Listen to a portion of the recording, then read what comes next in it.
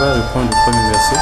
Nous allons maintenant rentrer dans la compréhension de cette lecture. Shephatia, fils de Maton, Gedalia, fils de Pascur, Jucal, fils de Shelemia, et Pascur, fils de Malkija, entendirent les paroles que Jérémie adressait à tout le peuple en disant. Amen. Entendirent les paroles que Jérémie adressa à tout le peuple en disant. Bien, mais je crois que on va, pour comprendre, c'est une succession de lectures. Donc tu vas lire Jérémie 37, vers les derniers versets. Les 5 ou les 6 derniers versets de Jérémie 37. Comme ça, nous aurons une idée sur la suite. Pour commencer, c'est Jérémie 38. Donc, prends le Jérémie 37, les 5 ou les 6 derniers versets. Nous allons écouter. Jérémie répondit. Je commence au verset 14. Jérémie répondit. C'est faux. Je ne passe pas aux Chaldéens. Mais Jéréja ne le coûta point. Il arrêta Jérémie et les conduisit devant les chefs. Les chefs, irrités contre Jérémie, le frappèrent et le mirent en prison dans la maison de Jonathan, le secrétaire, car il en avait fait une prison. Ce fut ainsi que Jérémie entra dans la prison et dans les cachots, où il resta longtemps. Le roi Sédécias l'envoya chercher et l'interrogea secrètement dans sa maison. Il dit, y a-t-il une parole de la part de l'Éternel? Jérémie répondit, oui. Et il ajouta, tu seras livré entre les mains du roi de Babylone. Jérémie dit encore au roi Sédécias, en quoi ai-je péché contre toi, contre tes serviteurs et contre ce peuple, pour que vous m'ayez mis en prison? Et où sont vos prophètes qui vous prophétisaient en disant, le roi de Babylone ne viendra pas contre vous, ni contre ce pays? Maintenant, écoute, je te prie, ô roi, mon Seigneur, et que mes supplications soient favorablement reçues devant toi. Ne me renvoie pas dans la maison de Jonathan, le secrétaire, de peur que je n'y meure. Le roi Sédécias ordonna qu'on garde Jérémie dans la cour de la prison et qu'on lui donne chaque jour un pain de la rue des boulangers, jusqu'à ce que tout le pain de la ville soit consommé. Ainsi Jérémie demeura dans la cour de la prison. Amen. Amen. Maintenant, relis le verset 1, le 38. Shephatia, fils de Maton, Gedalia, fils de Pascur, Jucal, fils de Shelemia, et Pascur, fils de Malkija, entendirent les paroles que Jérémie adressait à tout le peuple en disant. Bien, donc nous comprenons que Jérémie 38, Anna, tu as retrouvé la lecture. Jérémie 38 à 10. Tu n'as pas amené tu n'as pas ça. Tu n'avais pas la Bible dernièrement, la Bible entière.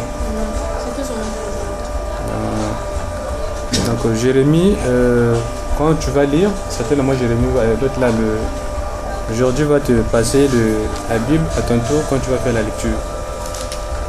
Alors donc les noms qu'on vient de citer, ça veut dire qu'au temps où Jérémie est en train de parler, que Dieu a dit à Jérémie, d'abord nous voulons savoir qui est Jérémie, on a déjà étudié Jérémie ici avec vous qui êtes là. Béita, qui est Jérémie? Jérémie est le prophète de Dieu. Comment? Le prophète de Dieu. Le prophète de Dieu. Aujourd'hui, qui est Jérémie? Jérémie est un prophète. Jérémie est un prophète. Anne, qui est Jérémie? Jérémie Est un prophète de Dieu. Guélor, qui est Jérémie? Oui, Jérémie, comme venait de le dire, était tout d'abord un serviteur de Dieu et il a aussi une qualité de prophète parce que à travers lui, Dieu transmettait les messages qui étaient adressés à l'ensemble du peuple. Et pour plus d'informations, Jérémie était le fils d'un sacrificateur. Donc lui-même est sorti d'un serviteur de Dieu et comme par filiation, lui-même aussi est serviteur de Dieu. Dieu a choisi cela. Et en plus d'être un simple serviteur de Dieu, il est aussi en même temps la bouche de l'Éternel. ce qu'ils ont dit prophète de Dieu, parce qu'à travers lui, Dieu transmettait les messages qui étaient adressés à son peuple. À son peuple, c'est bien. Repartons quand même pour Jérémie 1. Hein.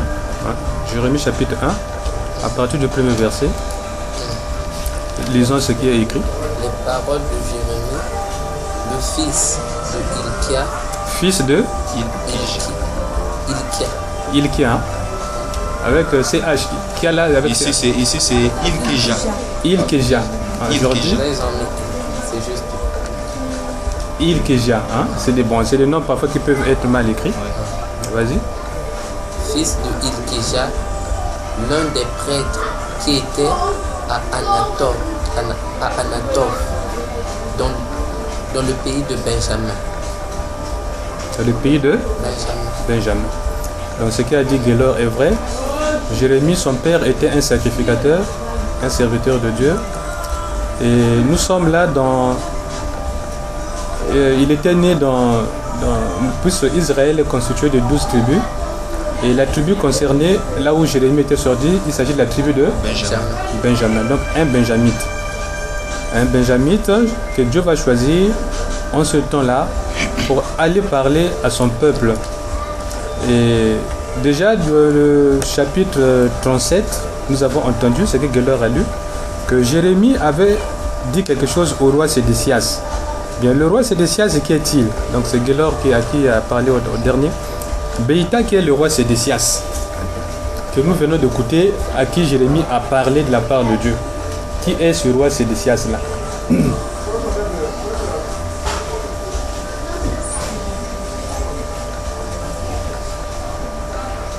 Est-ce que tu connais le roi Sédécias? Gélor vient de faire la lecture de Jérémie 37, hein, à partir, je crois, du 14 ou 15e verset.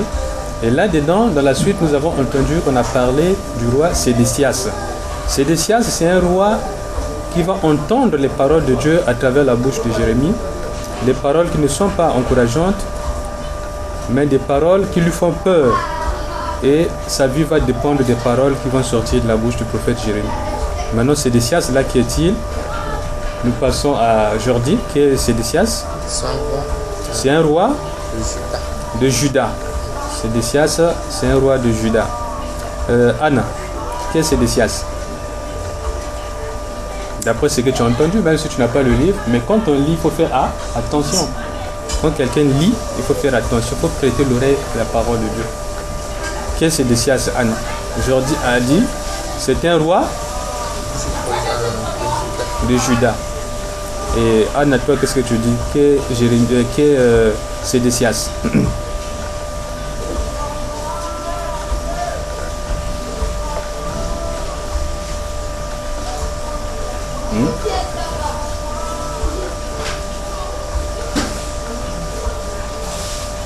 Tu n'as pas suivi la lecture que Gélor a fait?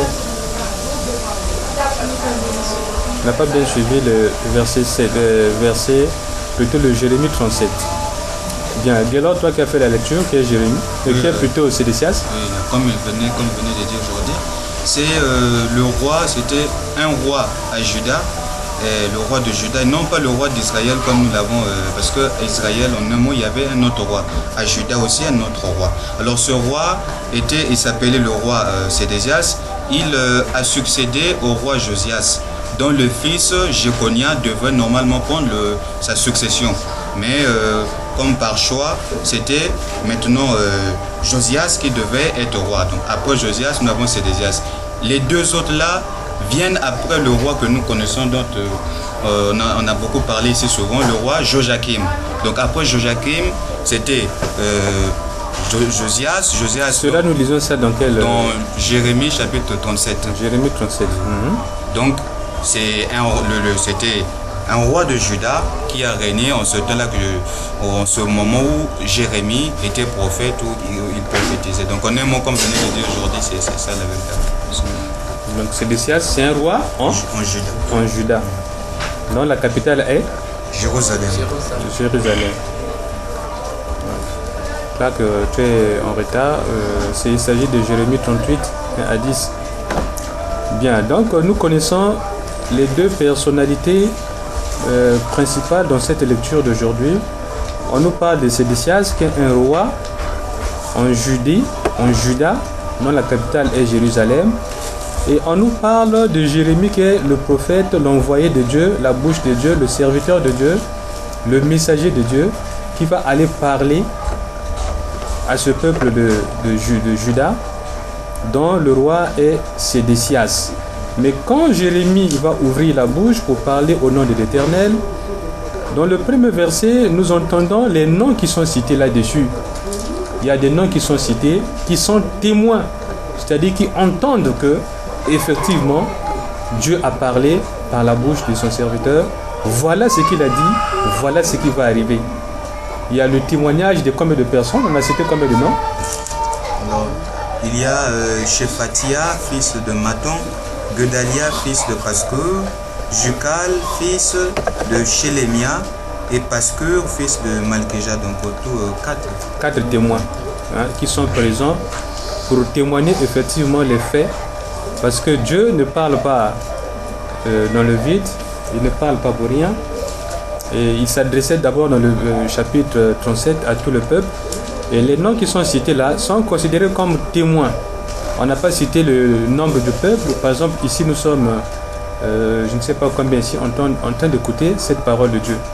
C'est-à-dire, c'est la même situation qui se reproduit maintenant là où nous sommes. Dieu est en train de parler ici par ma bouche et par la lecture que nous venons de demander, qu'il nous a donné de Jérémie. Jérémie 38, 1-10. Ici, les témoins de la parole qui sont en train d'écouter la parole, c'est vous qui êtes là.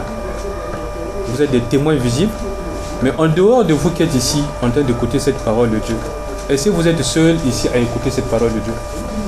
Il y a qui encore en dehors de vous qui êtes les témoins? Dieu est témoin. Est-ce que c'est seulement Dieu encore qui est témoin et vous? Aujourd'hui où nous lisons Jérémie 38, qui encore est ici avec nous ici?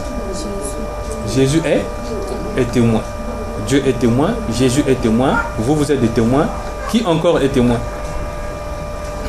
Alors nous savons bien que là où les gens se réunissent pour adorer le Seigneur, le diable aussi est à côté, attendant après la séance pour essayer de voler, de dérober ce que nous avons donné. Donc il est là, en dehors de Dieu, en dehors de nous que nous voyons, il y a aussi les esprits, il y a le Seigneur, il y a Dieu lui-même qui est présent, mais il y a aussi les esprits mauvais et les démons qui sont là, qui rôdent autour, ne pouvant pas peut-être nous empêcher, mais qui sont là, qui attendent un moment de faiblesse pour essayer de détourner par exemple l'attention. Ça arrive que dans la prière, un moment de prière, que l'attention soit ailleurs. On n'est pas donc il y a aussi en dehors de ça, ce que je disais aussi, le diable aussi qui est présent. Très bien, ce que tu as dit Guelor, c'est très bien. Que là où se rassemblent les enfants de Dieu, cela nous est révélé dans Job chapitre 1. Quelqu'un qui a la Bible nous lit Job chapitre 1. Là où se rassemblent les enfants de Dieu, effectivement, le diable ne manque pas. C'est là pour tenir lieu de ce que Guelor vient de dire. Job chapitre 1 à partir du premier verset.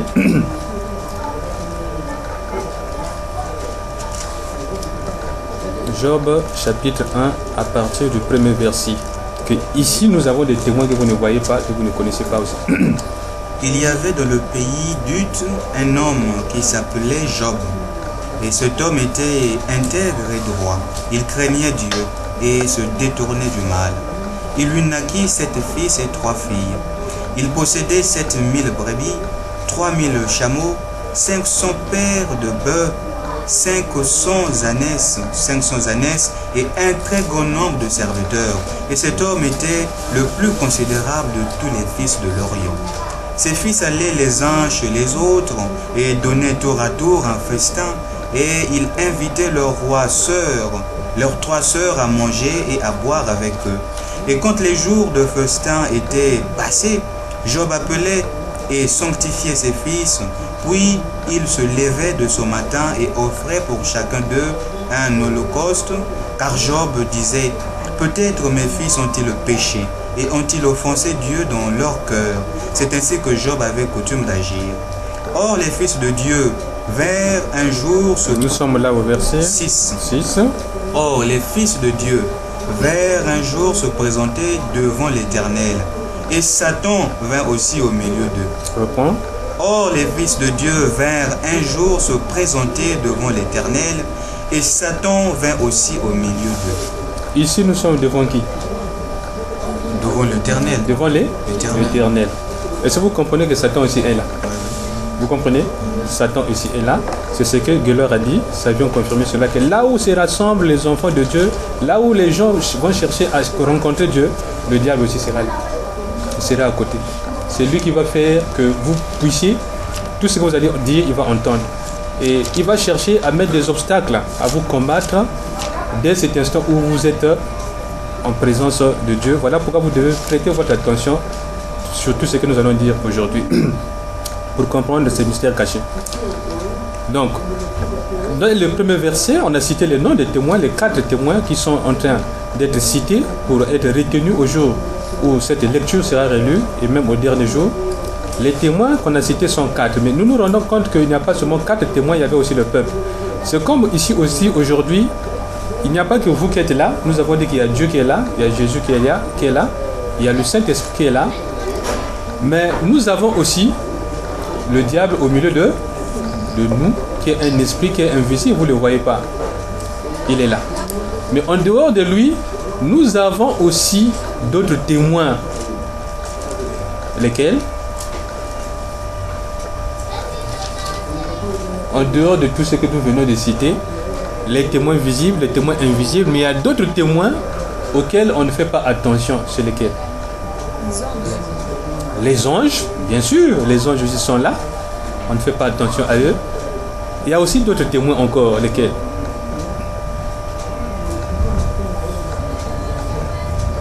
Auxquels on ne fait pas attention. Oui.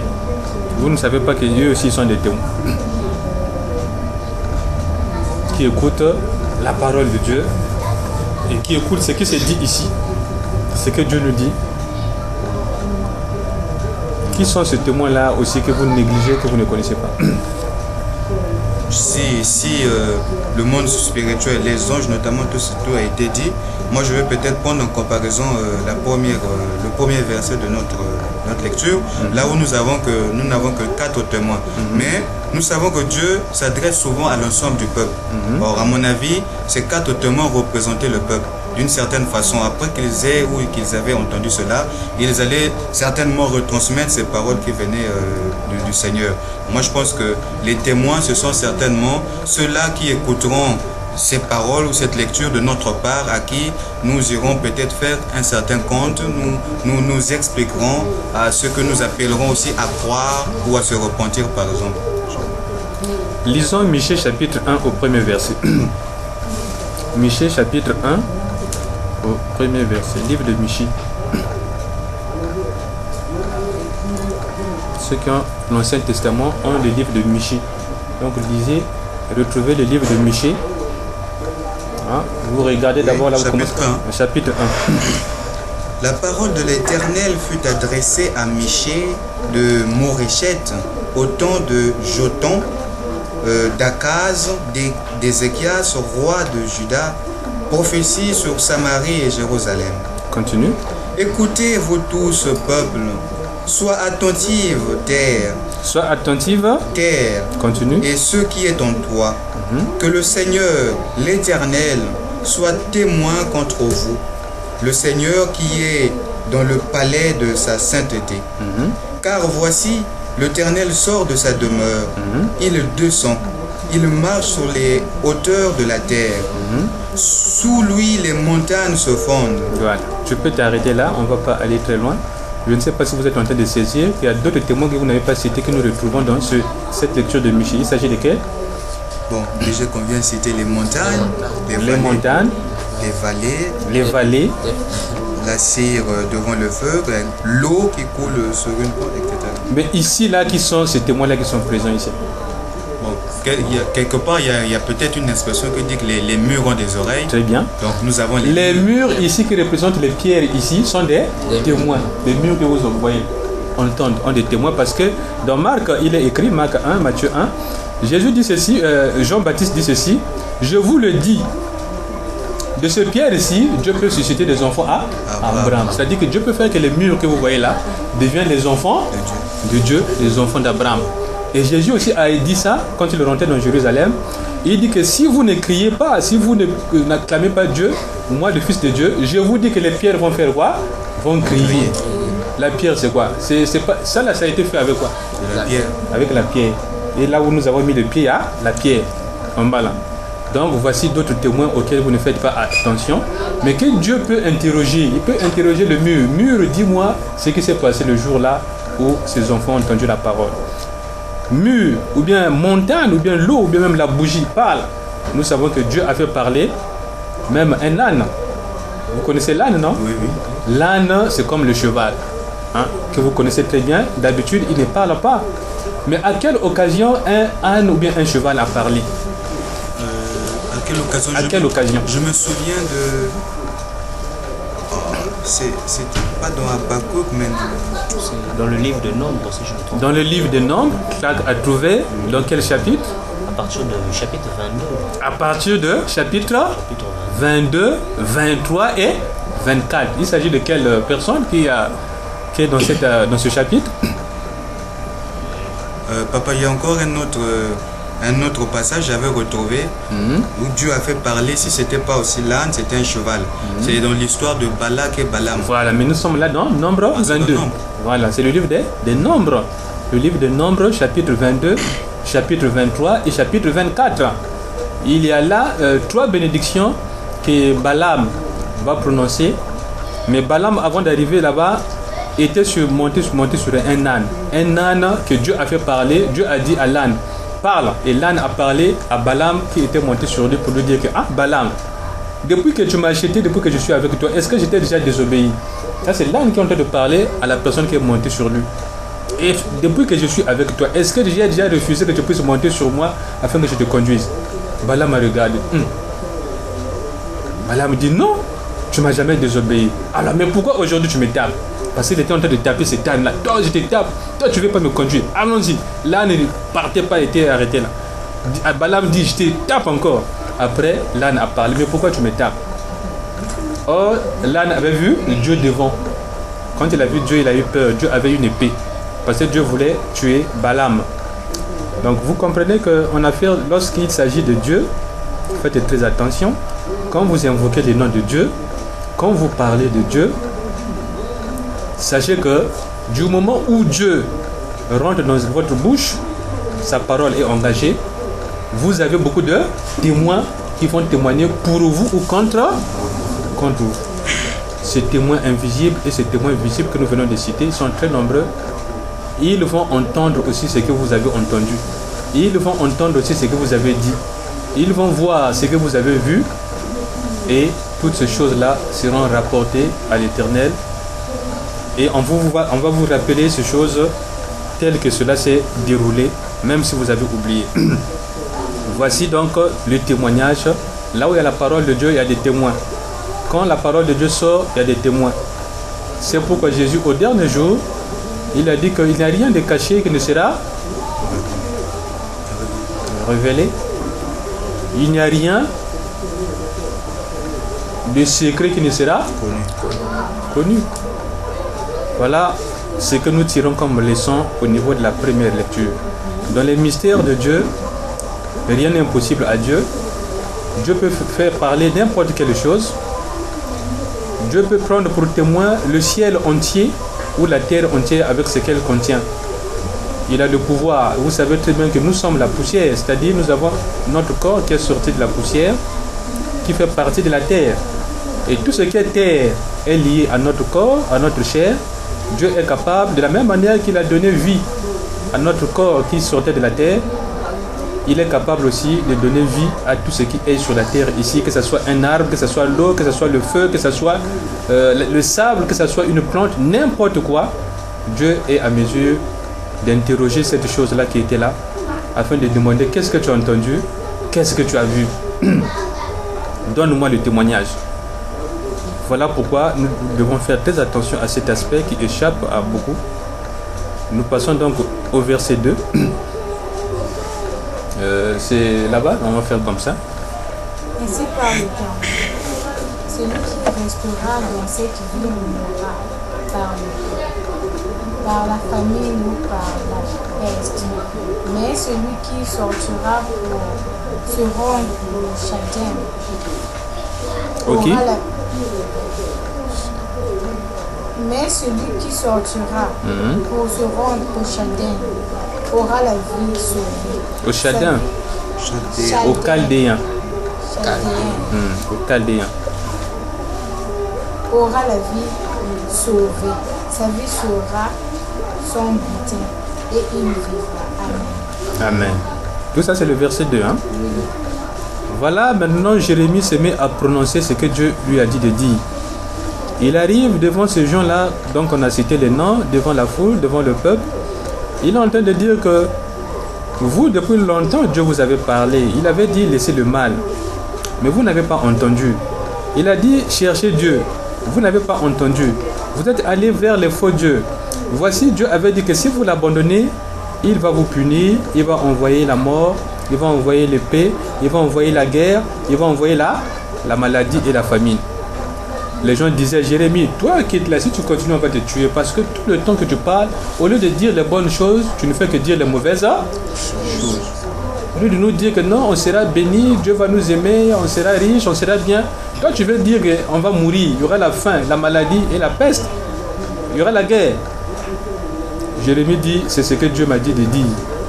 Et voici, il est en train de dire que, oui, si vous avez désobéi à Dieu, mais Dieu ne va-t-il pas accomplir ce qu'il avait annoncé? Il avait dit que le jour où vous allez abandonner Dieu, Dieu aussi va vous abandonner. Et si Dieu vous abandonne, vous allez voir que cela est une mauvaise chose. Que vous allez voir que maintenant, beaucoup de malheurs vont fondre sur vous. Et là, il précise très bien ces ennemis-là qui vont frapper le peuple. Il dit ceci, Dieu avait annoncé un malheur sur cette ville-là où vous êtes, l'endroit où vous êtes réunis là. Dieu avait annoncé un malheur qui va arriver sur cet endroit où vous habitez. Pourquoi? Mais parce que cet endroit avait rejeté Dieu et c'est sur cet endroit, les gens ont invoqué les dieux Baal. Les gens ont abandonné Dieu, les gens ont fait ce qui est contraire à la volonté de Dieu. Sur cet endroit-là, les gens ont profané la sainteté de Dieu. C'est pourquoi vous qui vivez sur ce milieu-là, où vous êtes, voici ce qui va arriver. En ce moment-là, il dit, si le malheur, quand le malheur va arriver, c'est lui qui va rester sur place. S'il ne fuit pas, s'il ne se rend pas entre les mains de ses ennemis, alors il va mourir par l'épée. Lorsqu'on dit l'épée c'est quoi? Ouais. Il sera puni par l'épée. Il sera mort par l'épée. Ou bien il sera puni par l'épée. Qu'est-ce que ça veut dire?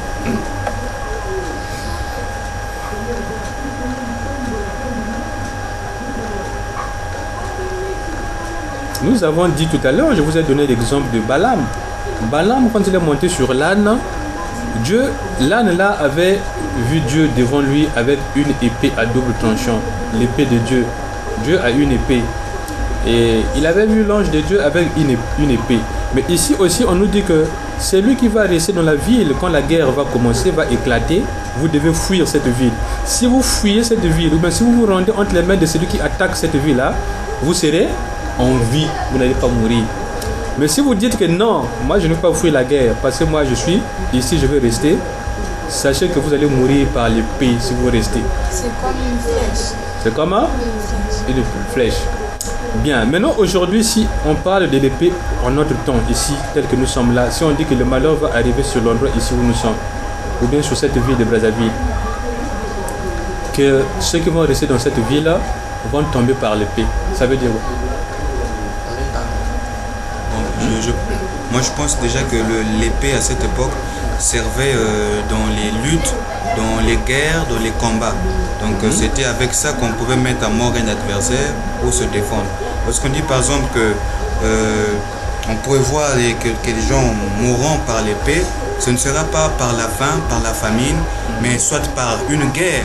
C'est-à-dire que l'ennemi vous a assailli et finalement vous êtes tombé entre ses mains. Et il vous abat, il vous met à mort. Donc moi je pense que l'épée c'est ce genre de mort là. Ce n'est pas la faim, pas la maladie. Il vous abat avec quoi? Soit avec les armes, parce qu'aujourd'hui on ne se bat plus avec les épées comme à l'époque, mais en un mot l'épée pour moi je pense que c'est ce symbole là, ce symbole de la guerre, ce symbole du conflit, de la lutte. Bien, mais sauf qu'il faut comprendre certaines choses.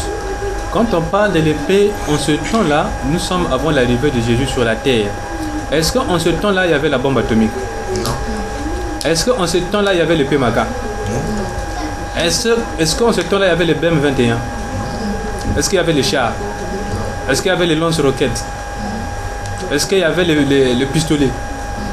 Il y en avait? Pas. Mais aujourd'hui, s'il y a la guerre, qu'est-ce qui va sortir? C'est des bombes, tout ça. C'est des armes. Il y a eu déjà la guerre ici dans la ville, vous savez très bien. Les hélicoptères de guerre. Les hélicoptères de guerre vont sortir. Très bien. Les chars. Les chars vont sillonner les rues, vont sortir, vont rentrer même dans les quartiers.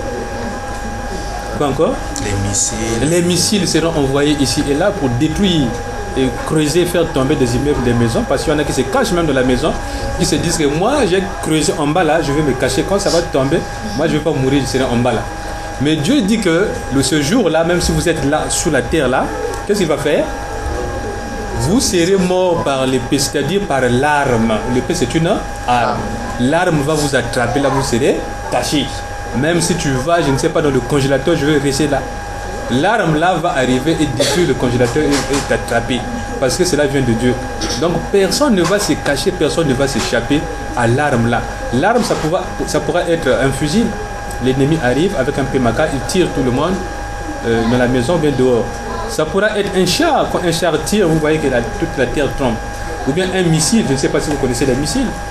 Pour ceux qui connaissent les missiles, ils savent que si un missile tombe ici, par exemple là où nous sommes, ça va creuser, ça va mettre un trou, un grand trou qui va faire tomber les maisons et casser les murs. Le missile là, c'est très dangereux.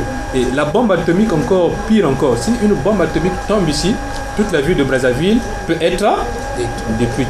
Parce que quand ça tombe, ça éparpille toute la surface. Voilà, c'est plus que le 4 mars. Si ça tombe là, vous voyez que la chaleur, il y a une chaleur, ça dégage une chaleur avec un vent, c'est-à-dire un souffle très puissant qui fait souffler tout. Et toute la ville de Brazzaville avec une seule bombe peut être détruite. Et il y a un gaz toxique qui sort. Dès que tu respires là, tu fais quoi? Tu meurs. Dans la guerre de 1945, 1939-1945, et Japon était une des puissances en ce temps-là. Mais les États-Unis ont fait quoi? Ont gagné la guerre à travers cette arme qu'on appelle la bombe atomique. Ils ont bombardé les villes de... comment on appelle ces villes-là au Japon? Hiroshima et Nagasaki. Et la guerre a pris fin à partir de ce bombardement-là. Cette arme-là a tué combien de personnes? Lors de ces deux bombardements, combien de gens étaient morts? Le chiffre échappe un peu, mais c'était, je crois, les chiffres échappent. C'est des millions, mais c'est pas précis. Ça, c'est pour vous qui allez à l'école. On laisse ça à votre discrétion. Quand vous lisez les leçons, c'est aussi important de connaître les chiffres. Donc, on vous a dit qu'une seule arme, la bombe atomique, est capable de détruire toute la ville de Brazzaville. En un rien de temps, en une minute. Voilà ce que Dieu va utiliser dans le temps aujourd'hui.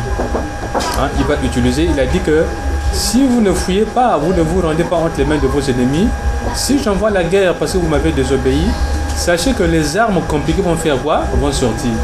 Quand vous allez voir l'arme, là, vous allez avoir peur. Vous allez dire, mais finalement, aujourd'hui, c'est la fin. Si quelqu'un se dit que je suis plus intelligent, je vais me cacher, là où il va aller se cacher, si c'est dans l'eau, l'arme va faire quoi? Va tomber dans l'eau. Là, on va seulement chercher les gens, les coupables, c'est-à-dire ceux qui sont destinés pour mourir le jour-là. Voilà. On nous dit encore que si quelqu'un ne tombe pas ou ne meurt pas par l'arme, alors il va mourir par la famine. Avant la famine, d'abord la maladie. Donc, Dieu choisit très bien, il va repartir de tout le peuple là en 3 groupes de gens qui vont mourir. Il dit le groupe 1 va mourir par l'arme. Le groupe 2 va mourir par la famine. Le groupe 3 va mourir par la maladie. La famine, on savait dire quoi?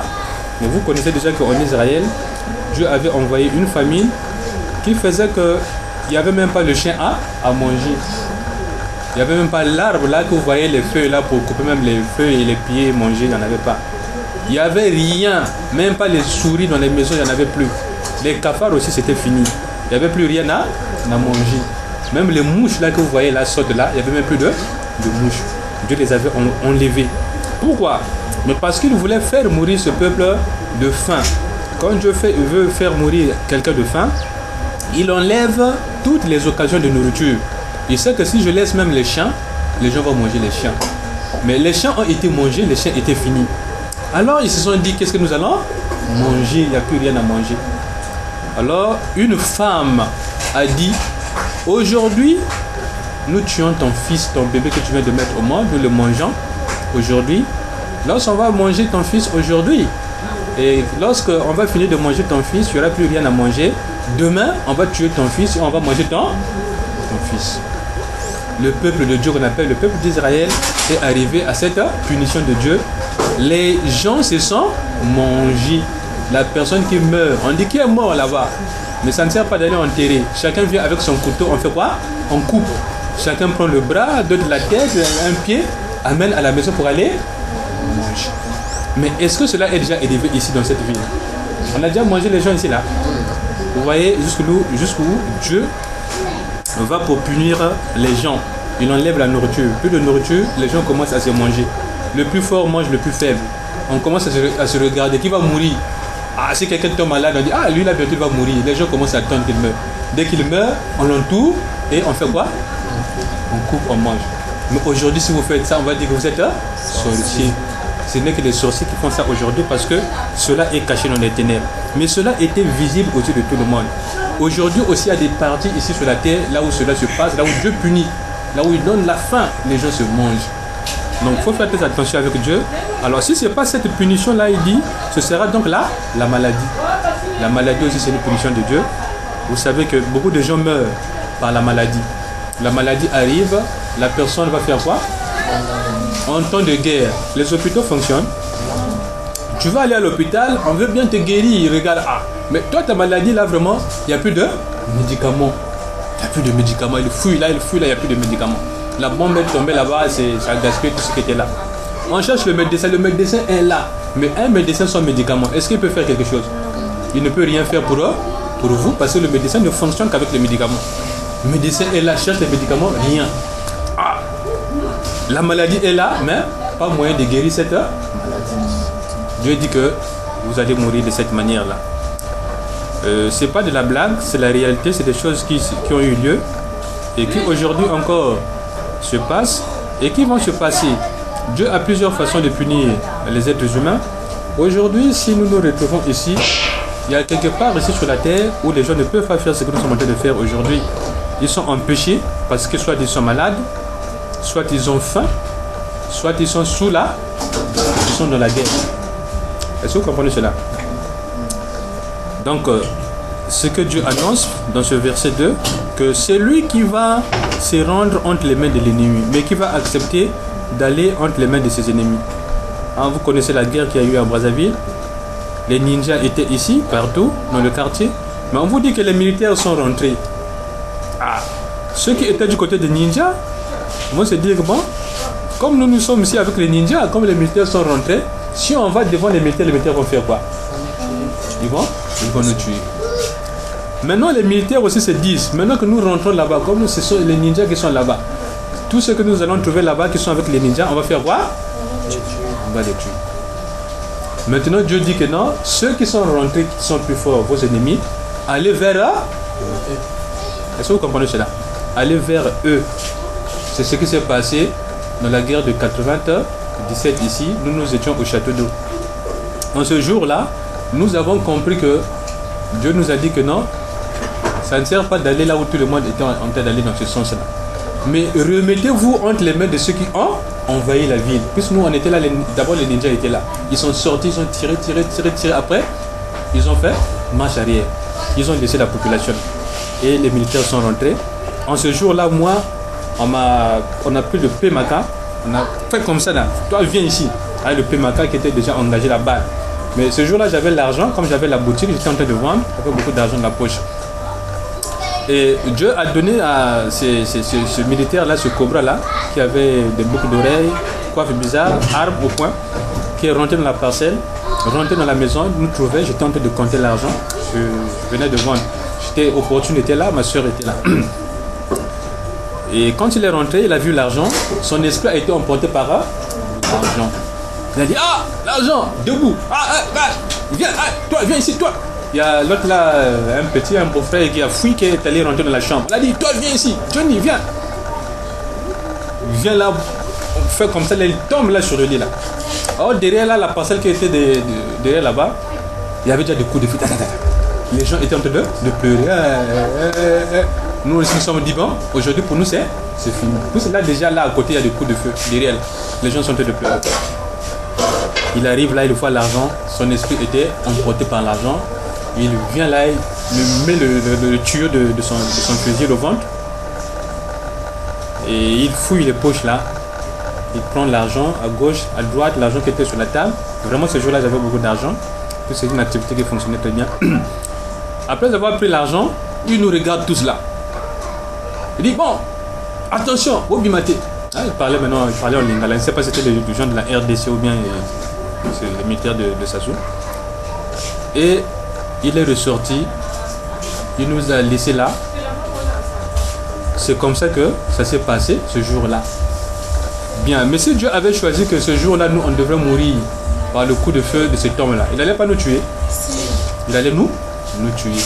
Après, nous nous sommes rendus. On a regardé, les femmes sont très courageuses qui étaient avec nous là, sont allées dehors là, regarder de gauche à droite dans la rue là. Ils ont vu les gens avec les colis sur la tête.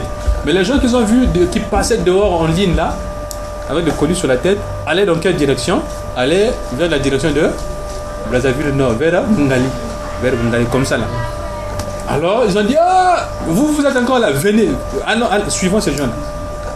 On a pris ce qu'on pouvait prendre là sur la tête, là, dans le rang là. Voilà. Vers Ngali. On a vidé les quartiers. Et derrière nous, vraiment, ça a été la catastrophe. Ils nous ont pillé à mort. Jusqu'au lit, jusqu'à l'assiette, jusqu'à la cuillère, tout ce qui était dans la maison a été emporté. Donc, tout ça est arrivé à cause de quoi? Parce que il y avait les péchés. Est-ce que vous comprenez cela? Il y avait les péchés. La ville de Brazzaville, notamment la zone où nous étions, était en train de commettre beaucoup de péchés aux yeux de Dieu. C'est la même lecture que nous avons ici. C'est la même chose qui se répète. Hein? On vous dit ça aujourd'hui pour que vous puissiez comprendre.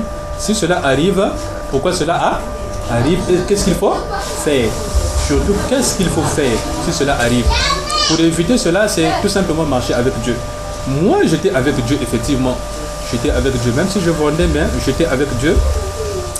C'est ce qui nous a permis, qui nous a donné cette grâce. Dieu a vu, non, lui, laissez-le. Laissez-les, ceux qui sont là dans la maison là. Sinon que ce jour-là, peut-être qu'aujourd'hui, je ne serais pas en train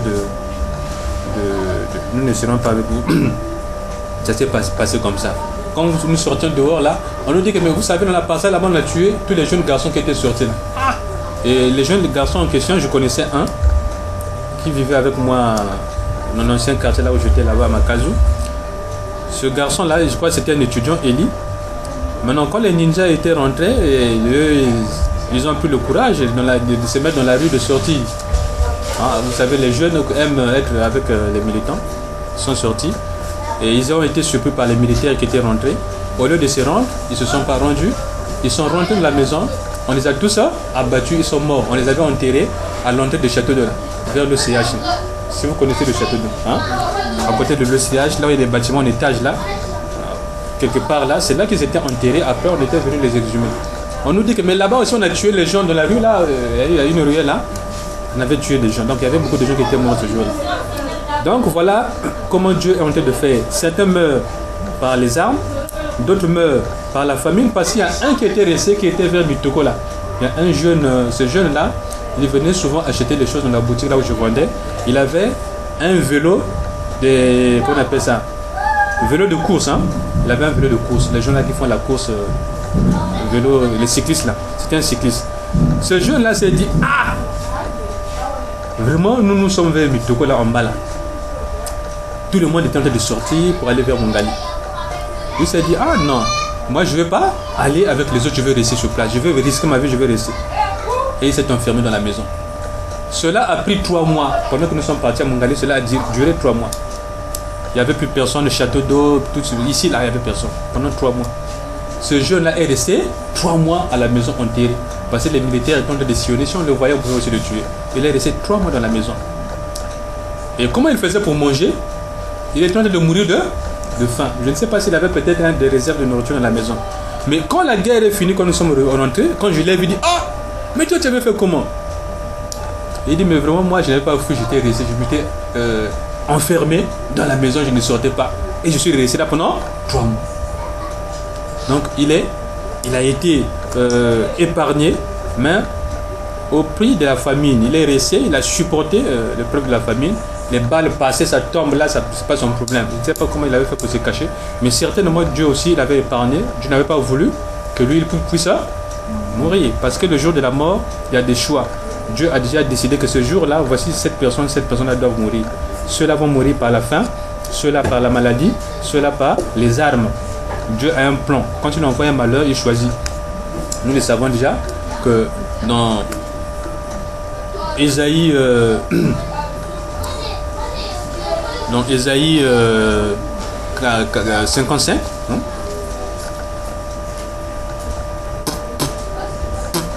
Ésaïe 55, la parole de Dieu quand il est sorti, cette parole a une mission choisie. Et cela aussi dans Apocalypse 9, hein, Apocalypse 9, on a lu ça ici avec vous, que l'ange de la mort qui descend, on va quand même réécouter ça pour se souvenir qu'au jour du malheur, c'est pas tout le monde, Dieu choisit. Hein? Apocalypse 9. Le verset combien? À partir du premier verset. Alors le 5e ange sonna de la trompette. Je vis une étoile qui était tombée du ciel sur la terre. On lui remit la clé du puits de l'abîme. L'étoile ouvrit le puits et il en monta une fumée semblable à celle d'une grande fournaise. Le soleil et l'air furent obscurcis par cette fumée. Des sauterelles sortirent de la fumée et se répandirent sur la terre. On leur donna un pouvoir semblable à celui des scorpions.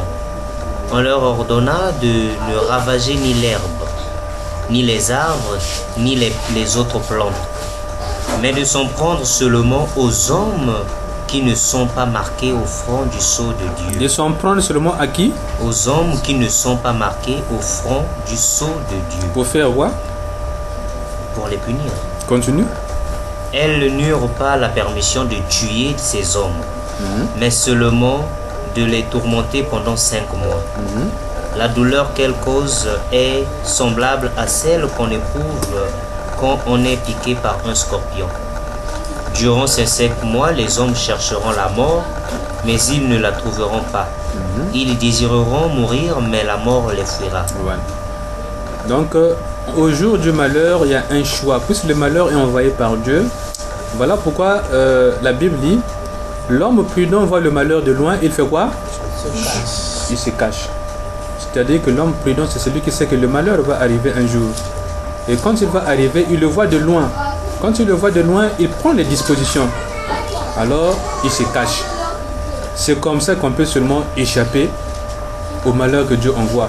En voyant cela de loin et en se cachant comme Jérémie, en se cachant comme certains témoins que nous venons d'écouter et d'autres personnes qui savent que quand le peuple se conduit mal, quand les gens se conduisent mal, il faut s'attendre au malheur. Le malheur va arriver, mais comme le malheur va arriver, celui qui va le voir, c'est qui?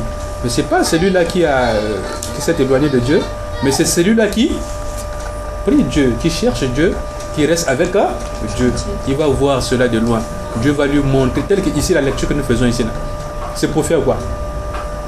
Dieu a donné ça pour faire quoi? Pour nous sauver. Pour vous sauver, pour vous enseigner. Parce que vous connaissez la vérité vous affranchira. Sans la vérité, personne ne peut être sauvé au jour du malheur.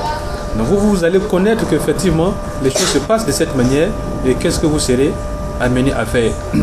C'est pourquoi, dans ce verset 2, nous avons vu qu'il y a un choix de Dieu. Ceux qui vont partir par l'épée, ceux qui vont partir par la famine, rien à manger. Ceux qui vont partir aussi par la maladie, ce sont des choix de Dieu. Et les hommes aussi qui seront frappés aussi sont choisis selon Apocalypse 9, selon Ésaïe 53 et selon beaucoup d'autres passages que Dieu donne, que voici comment je vais opérer quand je vais punir. Voilà, nous passons maintenant au verset 3. On avance. Aujourd'hui, tu nous lis le verset 3. Voici ce qu'a dit l'Éternel. Vraiment, cette ville sera livrée en la main des forces militaires du roi de Babylone. Et en coup sûr, il s'en emparera. Ils sont N'emparera. Voilà. Amen. Amen. Jérémie insiste que je vous dis la vérité, à coup sûr, de la manière que vous vous êtes conduit, de la manière que vous avez abandonné Dieu, de la manière que vous avez offensé le cœur de Dieu. Dieu s'est repenti, il a regretté, il a dit, ah, ces gens-là, comment peuvent-ils être méchants? Il a fait cela, nous avons déjà dit ici, dans Genèse 6. Dans Genèse 6, Dieu est en train de regretter. Il regrette d'avoir fait l'homme. Il dit, mais vraiment, pourquoi est-ce que j'ai permis cela? À cause de cela, je veux faire disparaître tous ces gens-là, tous ces méchants de la surface de la terre. Il a regretté. Quand il était en train de le faire, il n'a pas fait ça. Il a fait ça. Il a dit à Noé que Noé, voici ce que je vais faire. Est-ce qu'il n'a pas fait ça? Il a fait ça. Jérémie aussi dit la même chose. Vous allez voir, je vous dis la vérité. En ce jour-là, l'Éternel va le faire. Maintenant, là, il va le faire. Sûrement, il va le faire. C'est ça encore qui énervait les gens. Les gens se disent, ah, mais Jérémie, là, tout le temps que Dieu lui envoie pour venir de dire des messages, il vient toujours avec des messages pour dire que Dieu va détruire, Dieu va tuer, Dieu va punir, Dieu va faire ceci. Il vient toujours avec ce message-là. Alors, si quelqu'un vient vous annoncer tout le temps des mauvaises nouvelles, vous allez aimer cette personne-là? Vous n'allez pas aimer cette personne. Parce qu'au lieu de vous dire ce que vous aimez, la personne vient tout le temps vous dire que vous savez ce que vous faites là, Dieu est contre ça. Voici ce que Dieu a décidé. Voici ce que Dieu va faire. Voici ce que Dieu va faire. Et effectivement, si un serviteur de Dieu parle au nom de l'Éternel et il adresse ce genre de choses, il faut craindre ces choses parce que c'est la vérité, comme Jérémie en train de le dire, de le faire. Il dit qu'à coup sûr, quelqu'un qui dit à coup sûr, il est sûr de ce qu'il dit. Il sait qu'il parle de la part de Dieu au nom de l'Éternel et que Dieu n'est pas un Dieu menteur et que Dieu dit que sa parole qui sort là ne manquera pas d'avoir son effet. Et nous lisons, je vous ai donné, nous lisons pour cela, la parole de Dieu, que Jérémie est en train d'insister là-dessus, que cela aura lieu, cela va se faire. La parole de Dieu n'est pas sans effet. Ésaïe 55, verset 8, à partir du 8e verset.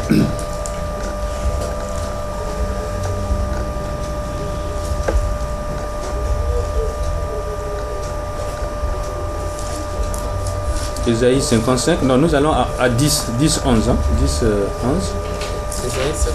Ésaïe 55. Ésaïe chapitre 55, 10, 11.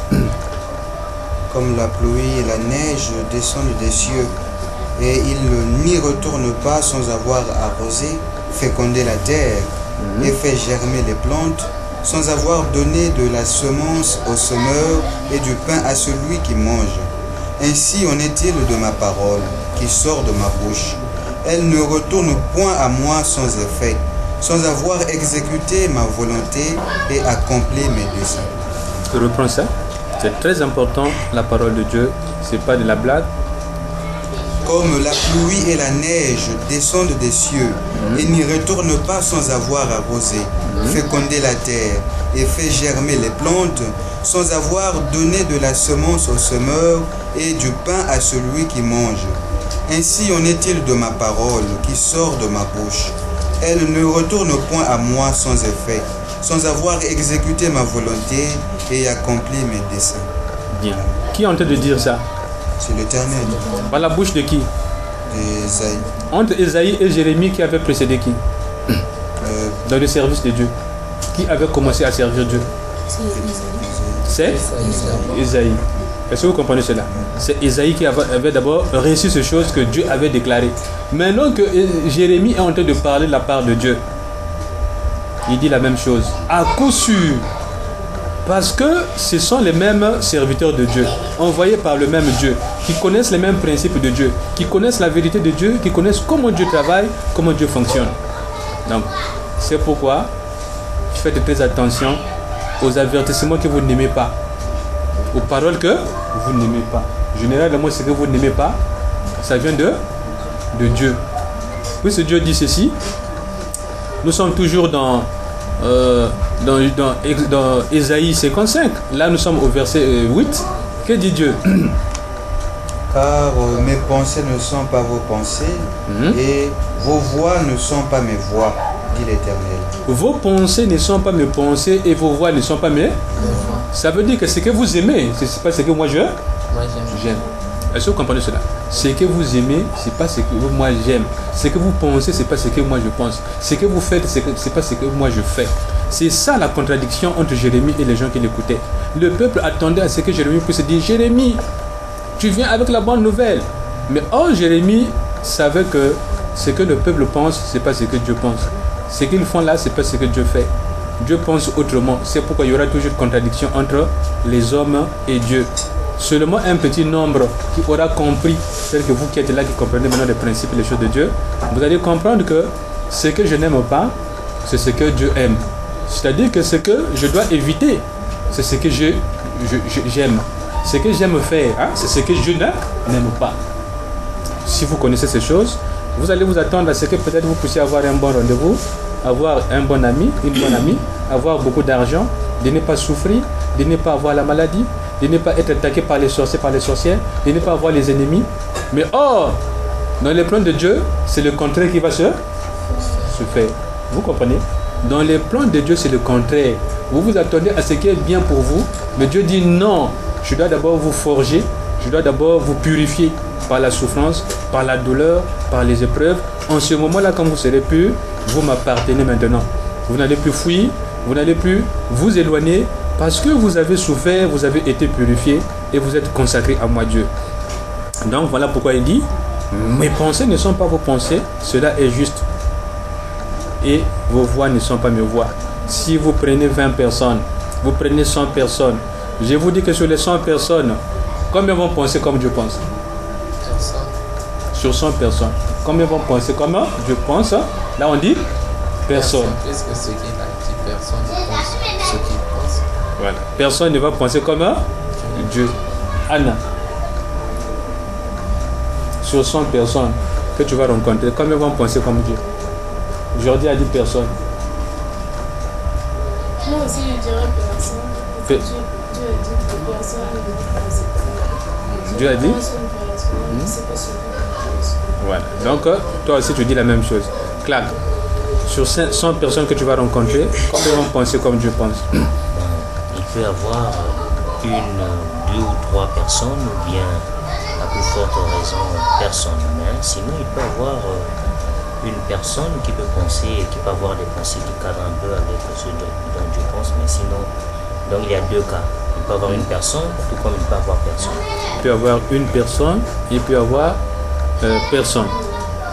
Guélor. Moi je dis qu'il n'y aura personne, parce que lorsque nous considérons le cas de Jérémie ou de Zaïe, le moment où ils ont eu peut-être à dire ce qui venait de Dieu, d'une certaine façon avoir ces pensées qui cadraient avec celles de Dieu, c'est lorsque Dieu avait décidé. C'est comme si c'est Dieu qui les avait mises dans leur tête, c'est Dieu qui avait permis, donc qui leur avait transmis ces pensées-là. Mais sinon d'eux-mêmes, ils ne pouvaient pas penser, nous ne pouvons pas penser de la façon dont Dieu pense. Je rejoins ce que Jordi et Anna ont dit. Beïda. Non, c'est ça. Personne. Bien. Voilà pourquoi vous devez faire attention aux gens, et aux gens surtout que vous rencontrez dans la vie quotidienne, pour écouter ou bien mettre en pratique ce qu'ils vous disent. Vous devez faire très attention. Dans le psaume, il est écrit: il n'y a pas un homme juste, pas même un seul. Tous ont péché et sont privés de la gloire de Dieu. Et là, si quelqu'un pense comme Dieu, tel que Jérémie ici, c'est par le choix de Dieu. C'est parce que Dieu a dit: Jérémie, je vais te parler, vas-y. Si Dieu n'avait pas envoyé Jérémie, Jérémie aurait connu la pensée de Dieu? Non. N'aurait pas connu la pensée de Dieu. Mais si vous avez déjà quelqu'un qui connaît la pensée de Dieu, qui vous parle de la part de Dieu, alors écoutez cette personne. Donc, sur 100 personnes, vraiment, personne ne va connaître Dieu. Ce que Dieu pense, ce que Dieu attend. Sauf, comme a dit Clark maintenant là, si dans le groupe, il y a un que Dieu a choisi pour faire quoi? Pour faire connaître son message ou sa pensée. Est-ce que vous comprenez cela? C'est très important pour vous, pour bien aborder votre vie, votre cheminement, votre temps que Dieu vous a donné, parce que les hommes, vous allez toujours rencontrer des hommes, à l'école, au quartier, dans la maison, partout il y a des hommes. Mais Dieu dit que il n'y a pas un homme juste. C'est pourquoi on dit encore après, dans la parole de Dieu, malheur à celui qui se confie dans l'homme. Comprenez cela? Malheur à celui qui a confiance dans l'homme. L'homme là, ça peut être la personne que tu aimes beaucoup, mais attention, il ne faut pas avoir confiance dans cette personne. Pourquoi? Parce qu'on ne connaît pas les pensées de cette personne. Parce que vous ne connaissez pas les pensées de cette personne. Non. Pour quelle raison plutôt? Mais c'est ce que nous venons de voir. Parce que, oui. Cette personne peut vous trahir, peut vous abandonner. Cette personne peut vous trahir, peut vous abandonner. Mais pourquoi elle va vous trahir et vous abandonner? Parce qu'il n'a pas la même pensée que Dieu. Très bien. Parce que cette personne n'a pas la pensée de Dieu. Là, Anna, tu as donné une bonne réponse. Félicitations. Hein? Félicitations. Et c'est ça. C'est comme ça qu'il faut comprendre les choses de Dieu. Parce que on nous dit que personne n'a la pensée de Dieu. Alors, mais pourquoi est-ce que même si j'aime cette personne, je vais me confier à cette personne qui n'a pas la pensée de Dieu? C'est-à-dire que tout ce que la personne va me conseiller, ce sera contraire à la volonté de Dieu. Ça ne va pas marcher. Sauf si Dieu me dit que écoute cette personne-là parce que je l'ai envoyée. En ce moment-là, si vous reconnaissez cela, écoutez cette personne. Même si vous écoutez cette personne, vous n'allez pas toujours vous confier en cette personne. Vous allez continuer à avoir confiance seulement en Dieu. C'est ce que dit la Bible. Malheur à celui qui se fie dans l'homme. De quelle valeur est-il? Il n'a qu'un seul souffle. Quand il sort, c'est fini. Mais Dieu n'a pas un seul souffle. Vous voyez, le souffle de Dieu égale à combien? À combien égale le souffle de Dieu? L'homme, son souffle égale à 1. Dieu, son souffle égale à combien? Égal à? Plus de combien? Plus de 1, ça commence à partir de 2. Mais l'homme a un seul souffle, nous dit le puissant. Mais finalement, l'homme a un souffle. Il ne faut pas avoir confiance en lui parce qu'il a un seul souffle.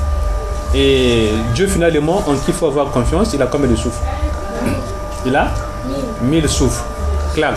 Le souffle infini. Infini. Guélo. Oui, je dis comme ça. Parce qu'il nous le donne, toutefois, c'est lui qui donne le souffle que l'homme a. Donc, c'est l'éternel. Beïta. C'est-à-dire infini. Jordi. Éternel, donc ça fait pas. Il a toujours le souffle. Il a toujours le. Parce qu'il est au commencement, il sera jusqu'à. Donc il a plus de 7 milliards de souffles. On vous a déjà dit qu'aujourd'hui nous sommes plus de 7 milliards. Et tous les 7 milliards que nous sommes, le souffle vient de Dieu. Dieu a réparti 7 milliards de souffles au niveau des êtres humains. Mais ça, c'est seulement les hommes. S'il faut compter les animaux, il y a combien d'animaux sur la terre? Hein? Vous comprenez cela? Les arbres aussi ont des souffles. Il y a combien d'arbres? Vous ne pouvez pas les compter? Milliards. Des milliards. Surtout même les animaux, vous savez, même la fourmi a le souffle de vie. Qui va se mettre à compter les fourmis? Avec quel moyen pour compter les fourmis? Vous voyez? Tout ça, ça vient de Dieu. Donc le souffle de vie, c'est un souffle éternel qui n'a ni commencement ni fin. Ça va continuer jusqu'à ce que son vouloir va faire ce qu'il veut. Je limite, je multiplie. Voilà pourquoi il dit n'ayez confiance en personne, il a un seul souffle. De quelle valeur est-il? Il ne peut pas donner un souffle à une autre personne. Mais Dieu, il a plus de milliards et milliards de souffles. Il peut en donner à autant de personnes qu'il veut. Ça ne va jamais s'épuiser. Lui, c'est la source. C'est en lui seulement qu'il faut avoir confiance. Voilà ce que nous avons donc entendu en ce 3e verset. Nous passons donc au verset suivant. Et le chef dit au roi que cet homme soit mis à mort, car il découvre car il décourage les hommes de guerre qui restent dans cette ville. Et tout le peuple en leur tenant de pareils discours. Cet homme ne cherche pas le bien de ce peuple. Il ne veut que son malheur. Amen. Amen. Vous entendez? Ça rejoint ce que nous venons d'entendre. Que quand Jérémie a fini de parler, comme les gens s'attendaient à une bonne nouvelle, mais qu'ils entendent une mauvaise nouvelle, quel a été leur comportement? Négatif. Ils se sont irrités, ils sont mis au problème. Qu'est-ce qu'ils souhaitent? La mort. La mort de Jérémie. La mort de Jérémie. Jérémie. Puisqu'il est porteur de ce malheur d'après. Puisqu'il est porteur De ce malheur. de ce malheur, de cette mauvaise nouvelle qui va arriver, qui va se produire. Ils se disent que, mais nous savons qu'il parle de la part de Dieu et que Dieu a dit que sa parole ne va pas manquer d'avoir son effet. Ce qu'il dit, ça va certainement s'accomplir. Mais si ça s'accomplit, ce sera donc à cause de lui qui est venu annoncer le malheur. Maintenant, entre Dieu et Jérémie, qui sera responsable de ce malheur? Mais c'est Dieu. C'est Dieu. Parce que il n'y arrive pas de malheur sans que c'est... Ah, j'ai oublié. Je Non. confonds. Le peuple se fâche contre Jérémie pour le mettre à mort. Est-ce qu'il fait bien ou bien il fait mal? Il fait mal parce que ce n'est pas Jérémie qui est l'auteur de ce mal. Nous avons appris On appelle ça dans Amos. Amos 3,6.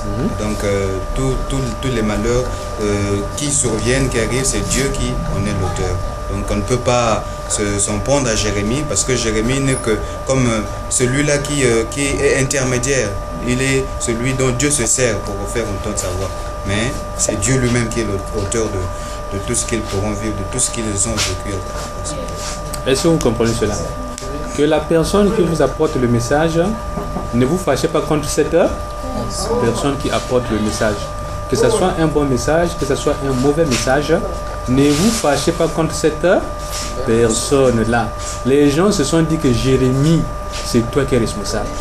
Toi, tu dis que Dieu t'a parlé, tu dis que Dieu t'a envoyé, mais toi, quand Dieu te dit, va dire à cette vie-là, cette mauvaise nouvelle, pourquoi tu ne refuses pas? Pourquoi tu dis, moi je dois aller aussi dire, et que tu viens aussi nous dire ça? Comme tu viens nous dire ça, on va te tuer. Est-ce que Jérémie avait mal fait d'aller dire la mauvaise nouvelle? Il n'avait pas mal fait. Maintenant, s'il avait dit non, si je vais là-bas, ils vont se fâcher, ils ne seront pas d'accord, ils risquent de me tuer, je préfère refuser d'aller dire. Je préfère avoir des problèmes avec Dieu. Qu'est-ce qui allait se passer? Il allait être victime de ce qui allait arriver parce que dans un passage qui nous a été donné ici, il faut faire en quelque sorte connaître ce que Dieu te demande. Par exemple, pour un message, un rêve que tu fais, si tu le gardais pour toi et la personne mourait, c'est toi qui rendras compte à l'Éternel. Donc lui, Jérémie, s'il avait gardé cela, il devait avoir à rendre des comptes à Dieu. Voilà. Est-ce que vous comprenez qu'à cause de la peur de dire ce qui est mauvais, mais or vous savez que ce qui est mauvais là, c'est Dieu qui a décidé que ça soit comme ça et que Dieu vous dit de le dire et que vous ne dites pas. Nous avons pris l'exemple de ce que Clark vient de dire, les rêves par exemple. Vous avez rêvé que votre voisin ou bien votre frère ou bien votre mère ou bien votre père ou bien votre fils ou votre fille, votre ami est mort dans le rêve. Ou bien il y a des ennemis qui veulent sa mort ou bien on lui a fait du mal. Et vous vous êtes tu, vous avez fermé votre bouche, la personne ne connaît pas. Dans Ézéchiel 33, à partir de 3 jusqu'à 10, 12, 13 là-bas, Dieu précise très bien que dans ce genre de situation, si je vous dis de dire que vous ne dites pas, qui va mourir? C'est vous qui allez? Oui. Dieu ne va-t-il pas envoyer ce malheur-là? Il va trouver quelqu'un d'autre pour aller envoyer ce malheur-là. Vous comprenez? Donc si Jérémie avait dit non Dieu, non, sinon les gens vont me tuer, va toi-même. Jonas avait refusé. Vous le savez très bien, l'histoire de Jonas. Mais qu'est-ce qui était arrivé à Jonas? Quand il était dans le bateau, il s'est retrouvé finalement dans le ventre d'une baleine. Donc, peut-être même contre sa volonté, parce qu'il ne voulait pas, Dieu a dit c'est toi. Et il a même suscité un poisson, un gros poisson, pour l'emmener jusqu'à la destination. Donc finalement, on ne peut pas disons, aller contre la volonté de Dieu, on ne peut pas refuser, on n'a pas le droit de refuser ce que Dieu nous demande de faire. Ce soir. Je vois que c'est ce que Dieu se voulait dire. Oui. Voilà. Et Quand... puis aussi, il a eu de la chance, là où il partait, les autorités qui étaient là-bas avaient pris conscience aussi. Ils avaient accepté ça. Très bien. Les autorités avaient entendu ce message de malheur. Mais ils n'ont pas dit que toi qui viens avec le malheur, on va te tuer. Ils ont dit, ah, ce qu'il dit là, c'est vrai. Donc 40 jours, Dieu a dit, donc 40 jours, c'est pas beaucoup. Cette ville sera détruite. Non, moi, ce qu'il dit là, André, c'est vrai. Le roi d'abord a commencé, il a dit, ah non, écoutons cet homme-là, ce qu'il dit de la part de Dieu. Il a dit à son peuple, venez, on va l'écouter. Et Jonas a parlé. Alors, ils n'ont pas raisonné comme ce peuple-là, têtu là que nous sommes en train de voir là. Ils n'ont pas raisonné comme ce peuple-là. Est-ce que Dieu leur avait envoyé le malheur? Tu n'avais pas envoyé le? Ils étaient sauvés. Pourquoi?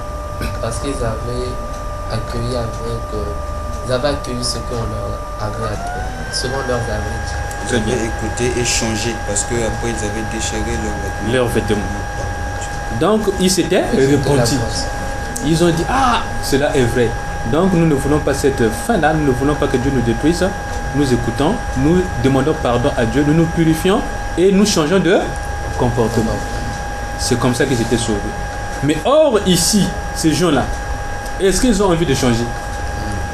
Ils n'ont pas envie de changer. C'est pourquoi Dieu va faire quoi? Il va leur punir. Quand vous avez écouté un avertissement, il faut changer. Tout le temps vous volez, on dit arrêtez aussi de voler un jour. Vous volez tout le temps, vous volez tout le temps. Arrêtez de voler. Il faut arrêter. Vous êtes en train de mentir, on vous dit ah mais vous aussi vous mentez les gens depuis longtemps. Arrêtez de mentir. Arrêtez de calomnier les gens, de dire faussement des choses sur des personnes. Arrêtez de faire le mal que vous êtes en train de faire. Il y a un temps pour toutes choses. Maintenant, si vous arrêtez, vous serez sauvé ou vous ne serez pas sauvé. Et si vous n'arrêtez pas, vous serez toujours perdu. Vous serez perdu. Donc il faut la repentance. La repentance, c'est un message perpétuel. Aussi longtemps que vous allez rester sur cette terre, sachez qu'on vous appelle à ce message de repentance. Jérémie, en fait, ici, Dieu avait envoyé Jérémie pour voir si le peuple-là était sage. Pour voir si le peuple-là allait se comporter comme autant de Jonas. Pour voir si ce peuple-là allait regretter ses fautes et demander pardon à Dieu. Or, ils n'ont pas fait cela. Ils se fâchent encore contre Jérémie. Mais en se fâchant contre Jérémie, ils se fâchent contre Dieu qui a envoyé Jérémie. Et qui vous connaissez s'est fâché contre Dieu, a combattu Dieu et a gagné Dieu. Israël, Jacob. Comment? Jacob. Jacob s'était fâché contre Dieu. Qui s'était fâché? Qui s'était fâché contre Dieu, a combattu Dieu et a gagné Dieu. Personne. On va pas prendre l'exemple de Guélor parce que Israël ne s'était pas fâché contre Dieu. Mais eux ici, ils sont fâchés contre Dieu. Ils se disent non, on va te tuer Jérémie. En tuant Jérémie, c'est pas Dieu qui cherche à tuer. C'est Dieu qui cherche à tuer. Et nous savons que aucune créature n'est au-dessus du Créateur.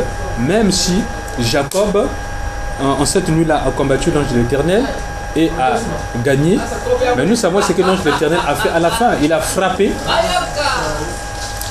Jacob. De quel côté? Et qu'est-ce qu'il y a eu? Jacob a lâché prise. Vous comprenez cela? A lâché prise, ça veut dire quoi? Abandonner le combat. Abandonner le combat, ça veut dire quoi? Se soumettre. Se soumettre. Se soumettre, ça veut dire quoi? Perdre. Perdre, ça veut dire? Être vaincu.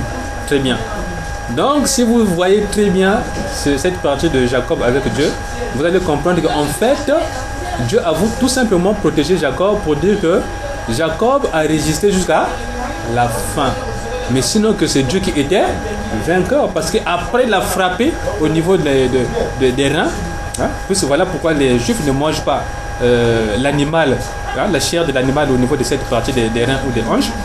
Parce que c'est là que Dieu avait frappé. Et Dieu avait gagné parce qu'il avait frappé là. Est-ce que vous comprenez cela? Donc pour revenir à l'exemple de Guélor qu'il venait de citer, en réalité c'est Dieu qui avait gagné. C'était tout simplement pour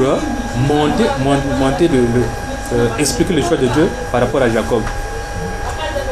Alors donc nous avons compris que quand la personne qui annonce le mauvais message On ne se fâche pas lorsqu'on reçoit un message qui est mauvais, mais on demande à Dieu, on vérifie pourquoi il y a le mauvais message et on corrige sa situation devant Dieu.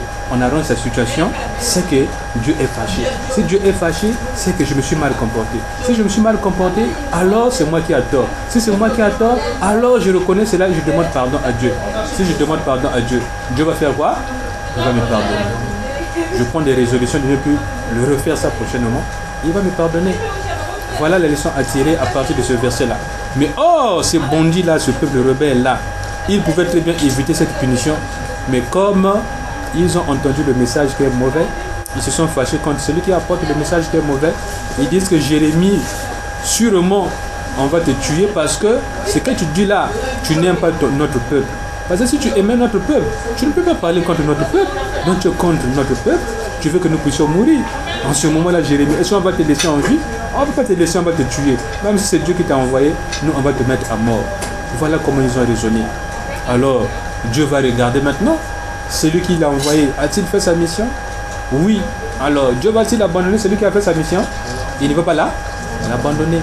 Même le peuple là, s'ils étaient 5000 personnes, s'ils étaient 100 000 personnes, ou bien 10 millions de personnes, 10 millions de personnes contre une seule personne, qui va gagner? Une personne. Comment? Non, c'est dans le cas de Jérémie, c'est une seule Non, personne. je dis ceci, 10 millions de personnes, combat contre une seule personne, qui va gagner? Ah, quand il n'y aura pas match. Dieu me Non, nous sommes dans le cas de cette heure. Ah, c'est ce que j'ai dit. Jérémie. Voilà. Donc il va gagner Jérémie. Jérémie. Nous, comment? C'est ça, parce qu'on se souvient de Psaume 91, que 1000 tombent à ton côté, 10 000 à ta droite, tu ne seras pas atteint. Donc quel que soit le nombre de tes ennemis, si tu es avec Dieu, que Dieu est avec toi, tu seras toujours vainqueur. Et ça c'est clair pour tout le monde. Que vous, avec Dieu, vous formez la majorité. Même si vous voyez devant vous, il y a eu un certain jour où, par exemple, je prends cet exemple-là, j'étais combattu et les ennemis qui me poursuivaient étaient très nombreux, une multitude. Je vois à ma droite, ils venaient de la droite. Je vois à la gauche, ils venaient de la gauche. Ah. Et c'est comme si on a pris par exemple Jordi ou bien Gelor ou bien Clark ou bien Beta ou bien Anna. On a multiplié Anna ou bien Jordi ou bien Gelor ou bien Beta 150 fois. Comprenez cela? Que chaque personne a été multipliée. Vous voyez la personne là, ils sont 150, mais c'est la même personne. Vous allez là-bas, vous les voyez, ils sont aussi très nombreux là-bas.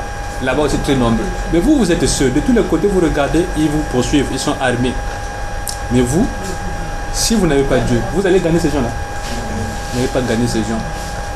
Dans ce travail que nous faisons, il y a beaucoup de combats. Tel que moi qui vous parle, je suis beaucoup combattu. Mais comme je vous ai pris l'exemple de Jérémie ici, une personne avec Dieu forme la majorité. Donc ne voyez pas les ennemis au nombre. Ils peuvent être 1 milliard, 1 million, ça dépend de ce nombre qu'ils peuvent être. On a fait la lecture avec vous ici que dans le livre des rois, le deuxième livre des rois, au chapitre 19, hein, un roi chapitre 19, nous avons fait ça ici. Au verset, je vous laisse le soin de retrouver le verset chez vous à la maison, ou bien ceux qui sont ici, ou bien si vous voulez. Dieu a tué en une seule nuit 185 000 personnes. Hein? On a déjà donné ça ici. Hein? Déjà, tu te souviens, non? Dieu a tué en une seule nuit 185 000 militaires. Dieu était seul, mais il a tué 185 000 militaires en une journée. En 2004, vous connaissez le tsunami qu'il y a eu, hein? Hein? Il y a eu un tsunami où? En Amérique. Hein? Un pays dans les Antilles américaines. Dans les Antilles américaines. Hein? Dans les Antilles, c'est récent. Non, c'était une île. Vous connaissez les tsunamis? Vous connaissez les tsunamis? Vous connaissez ça? Ça dépend de quoi. Non, le tsunami, c'est comme un tremblement de terre. Un tremblement de terre. Beita, un tsunami, tu connais ça? Jordi, un tsunami, tu connais? C'est quoi? Comme celui de... Hein? Comme ce qui était au Japon. Ce qui était où? Japon. Oui, le Japon aussi était là-dedans, bien sûr. Anna, tu connais le tsunami? C'est quoi? Ce sont les...